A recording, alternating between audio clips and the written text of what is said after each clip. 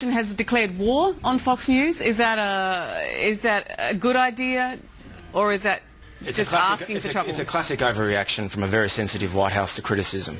I mean, most of the major networks in the United States, NBC, CBS, ABC, PBS, NPR, CNN, all the major newspapers, Los Angeles Times, the Washington Post, the New York Times, they all do tilt left, left in the ideological sense, in a nation that, according to most opinion polls, where Conservatives are the largest ideological group. And all Fox News is doing is accommodating a bit of conservative viewership by having a few of these right-wing opinion debates. You can actually see it on Foxtel if you just switch the dial a couple of stops.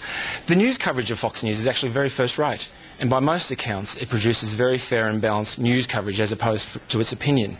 Now, the Obama administration has totally overstepped the mark. They've declared a war. They're going to lose this war. More viewers, because of all the attention and publicity, are going to go to Fox News.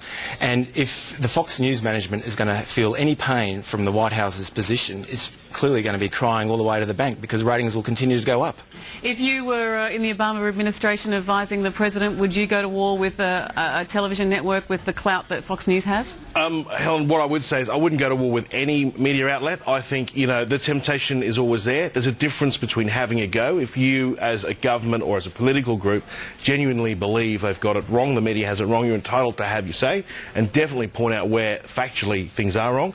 But I think as a strategy, I think it's high risk. And, I used to say to people all the time, ultimately it's the media who makes the call on what is the story and what is not. And I think that's fundamental to the way we go about doing things. I find that interesting because Kevin Rudd, Prime Minister Kevin Rudd, is not shy in having got the Australian newspaper at the moment. He's pretty publicly critical, as is the Deputy Prime Minister as well. Well, again, that comes back to I think it's perfectly fine to have a go. You're entitled to. You're entitled to present your own point of view or point out where you think you've been misrepresented. But that's a very, very long way from actually openly declaring war on a media outlet. You think it's different? I think, to be fair to Prime Minister Rudd, he's not actually going out of his way to launch any kind of vendetta against the Australian newspaper just because he disagrees with them editorially. I mean, he's not excluding any of the journalists from the Australian from pools or press conferences. I mean, this is exactly what happened last Thursday when the Obama administration tried to exclude Fox journalists from a press conference at the Treasury Department. It does look like the actions of an administration that's been in power for a long time, not a brief amount of time. Would you agree, Eamon? Perhaps, but I think, the flip side of that is they are fairly new. They haven't been in that long, and they perhaps think they might be trying to set a few ground rules. That often happens when you have a change in administration.